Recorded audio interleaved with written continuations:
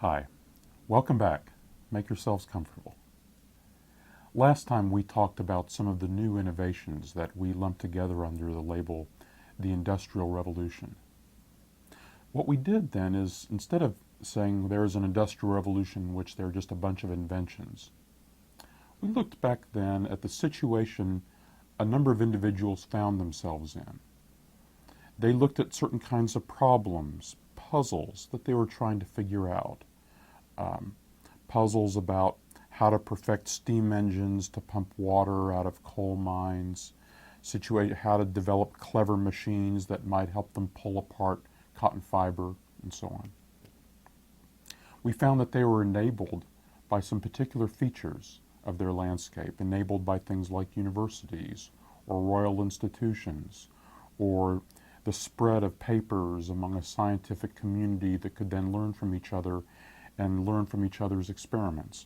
So you have a situation, you have a number of people who are solving problems that arise out of that situation, enabled by particular features of their world. Having solved those problems, new powers are found, new forces are set in motion. What we want to talk about today is then that creates a new situation in which you have these powers in these different countries, and then they begin to realize, with all of this, look at what we can do. Let's look at the new situation that's been created by the existence of these new capabilities. I want to start with the market revolution. And the market revolution flows a lot out of what we talked about last time as the transport revolution. But just think about the market in the simplest terms. Let's say I want to make something. I want to make clothes. Well, then to make my clothes, I need a supply of raw materials. So I need a supply of cotton. And then I need to bring that cotton to my mills, which let's say are in England.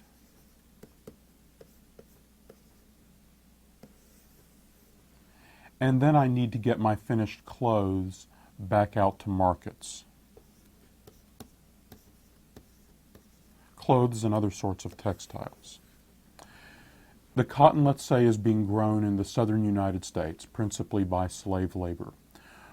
Because of the transport revolution, you can bring cotton from fields that are well inland by railroad to ports that can now bring you the cotton much faster and in much larger quantities because you've got steamships. Steamships that aren't as subject to the vagaries of wind and that can haul much heavier loads. Once I get that cotton to the mills, because of railroads, I can bring it to the mills at a further distance from the port. I can set up factories in a number of different places. I can bring some of the raw materials, including the people I need for those factories, by rail. I can then ship my textiles out to ports where the steamships can carry them more. So I've got my supply, my supplies, and my production. And my production, of course, vastly enhanced by these new machines that I'm able to build, thanks to things like steam engines, and then even the machine tools developed powered by steam engines. So because of all these phenomena, I have a revolution in my ability both to produce goods and to get those goods to markets. So let's just take an example of how this plays out. Here's India. In the traditional world, India had been one of the major producers of textiles. It had some weavers, it produced some cotton. British factories can produce textiles now at a fraction of the cost that India used to be able to produce them. So instead of India being the principal producer of finished textiles to the world on a very small scale of trade, India becomes a principal importer of finished textiles prepared cheaply in British factories. It becomes a market for those textiles, and in turn, Indian agricultural land and Indian laborers turn to the job of producing raw materials that will go out to the British factories. Let's zoom in on an illustration of this. As we zoom in on southern India, let's suppose now I have cotton that's being grown over here. That cotton can now be transported overland by brand new railroads that are being built, first to Bangalore, and then from Bangalore out to the port of Madras, where steamships will take that cotton to England. India is also becoming an important producer of wheat. The wheat is not only being shipped overseas, but now this wheat can be shipped actually to a vast internal market inside India that can be reached with the expanding network of railways being built principally by British finance and, of course, Indian labor. And another thing that happens with the transport revolution is much freer movement of labor to get to where people need workers. Finance also vastly expands to help fund the construction of railroads, for example, also to set up insurance against all the risks involved in these different investments and new ventures. Public improvements are a huge feature of this age.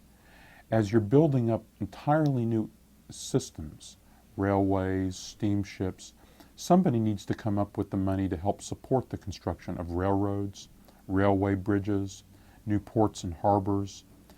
This is a vast expense, mainly funded by governments, supplemented by private finance, often governments buying bonds that would be picked up by private lenders, in other words, private lenders lending money to the government as the government floats these bonds. And the government then would either build these new features themselves or hire private enterprise to do it. As you create cities of people who are serving these new factories, the cities need all kinds of new infrastructure. So the construction of public facilities of many kinds is a feature of the 1800s. The new situation also carries with it tremendous changes to culture. One example of that would just be, since everybody is wearing clothes that are increasingly being manufactured in Britain, clothing styles tend to become standardized. Where people had to make local homespun garments, they can now buy industrially made clothes coming from British factories, mimicking the fashions, say, being promulgated in British magazines. You begin to see standardized fashions spreading all over the world. Another facet of the new situation is that these scientific breakthroughs give people a tremendous sense of confidence and excitement that at last God's laws are being revealed.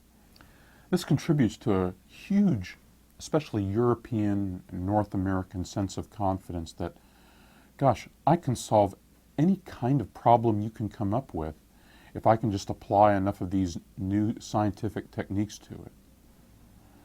It also provides a sense of broad confidence to the society that we know how to do things that people have never known how to do before. It contributes to a sense of missionary zeal to spread the new gospel of progress and improvement, which also carries over into the religious realm as well. Missionary zeal is an aspect of this mid-19th century age. One illustration of this is the tremendous proliferation of missionaries going out to the less developed parts of the world in order to preach the gospel, often religious gospel, but often the religious gospel is accompanied by the gospel of other sorts of improvements, education, provision of health care, things like that. One of the most important missionary groups is the London Missionary Society. This is actually an illustration imprinted on a piece of glass that could then be viewed through the light of a lantern of one of the great figures of the London Missionary Society, David Livingstone, preaching the gospel to people in East Africa. As commerce grows, there's a burgeoning middle class, led of course in places like Britain, and no one was picking up the spirit of this new middle class, and indeed writing for it, than the British author Charles Dickens. Here's an example of one of Dickens's novels in its first edition, David Copperfield, very much a story of a young lad who rises from difficult circumstances in an environment of people struggling to be part of a new middle class. And that middle class was exemplified for many Englishmen by the reassuring figure of their queen, Queen Victoria. Here's an illustration of the Queen at the height of her power. Queen Victoria reigns from 1837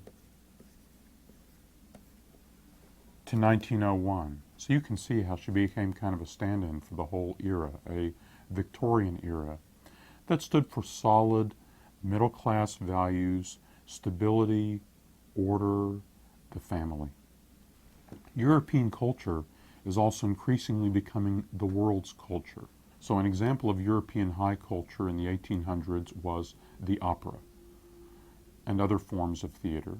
And here we go to a town in northeastern Brazil, Manaus, and you see in Manaus, Brazil, they've built an opera house. It looks like it might have been transplanted from London or Vienna, but no, this is in Brazil. You also get a sense of the spread of these new values through the rise of consumer goods and the desire to popularize an image of the proper way people should live. Here's an ad for Pears soap. This is a new kind of consumer good. It's being marketed above all to middle-class matrons. You see the well-dressed mother, not a member of the British aristocracy, but clearly an affluent person who's properly taking care of her child, aided by Pears soap, with probably the supportive servant looking on in the background. This era, the middle part of the 1800s, also sees the rise of a distinctive working class. There had been a working class before, sure, but as millions of people are crowding into the cities where the factories are located, leaving the farm, they become a new class of factory workers with a distinctive identity around the kind of work they're doing, the kind of challenges they faced living in desperate circumstances in crude factories with lots of safety and health issues. Another facet of the 1840s and 1850s are intensified debates over slavery. Slavery seems on the one hand like a relic of a bygone era in which now you're celebrating the rise of free labor, products, middle class, and slavery, and indeed slaves themselves, seem to be the kind of people who would compete with working class laborers, taking away their jobs because they could be owned by the upper class. Slavery offends the missionary zeal of religious beliefs, and indeed the most radical abolitionists in both Britain and the United States are coming out of the churches, the Protestant churches. But on the other hand, all those British factories in the English Midlands are relying on cotton. And mainly that's cotton grown in America, and mainly it's being grown in these slave states. More than 2/3 of the world's cotton to supply the textiles that Britain is producing is coming from this region you see here. The areas that are striped in pink or all in pink are areas where the majority of the population were slaves. The area in green is the area of cotton production. Another aspect of this new situation is that millions of people are on the move. I've already talked about the way they're on the move between countries, now filling in different kinds of labor needs all over the world and seeking new opportunities. Increasingly, as land is being enclosed and what used to be communal grazing lands or communal farm areas are being turned into extremely well-defined plots of private property where crops are being grown for faraway markets. Subsistence farmers are being turned out of their land, finding that there are better opportunities elsewhere. Let's study these huge population movements that are going on. The most important movement of population in the 1800s is coming out of Europe, where the population is growing very fast because the material well-being of people is getting better and better. But Europe is having difficulty supporting all these people, and they see lots of better opportunities elsewhere. Look at these migrations. More than 30 million people. Now you see this covers, it seems, a long period of time. But the large majority of that 32 million is actually going to North America during the 1800s. There are millions more going to different parts of South America, including Argentina. The African population has mostly already migrated to North America and these parts of the world. Most of these Africans brought over as slaves earlier have died.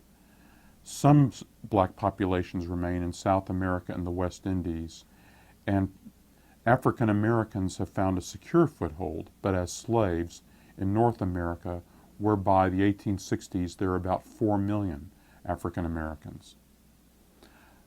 Still again, the major population move here are Europeans. Probably the most important sources of the European migrants are people coming from Britain and Ireland in the early part of the century, and then above all from Germany during the middle part of the century. There are places in America that become some of the largest German-speaking communities in the entire world. Later in the century, there will be increasing numbers of people migrating from Southern Europe, places like Italy, and also from Eastern Europe. Within the Russian Empire, there are significant movements to the new lands that the Russian Empire is opening up in the East. The other great migration is actually coming out of China. Some of that is simply populating places where there are new mercantile opportunities all over Southeast Asia.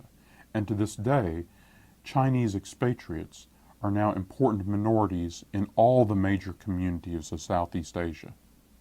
There are also significant migrations from East Asia to North America. Millions of Indian laborers are migrating to serve in different parts of the British Empire, in East Africa, in South Africa, and even to the West Indies, where you can find important populations of people descended from these Indian laborers today. A really good illustration of how all these different changes come together can be found here in Australia. So the situation in Australia in 1830 is a handful of people have settled there. In 1830, all the settlement in Australia is here and here. In the period we're looking at now, between about 1830 and 1875, look at how that settlement expands.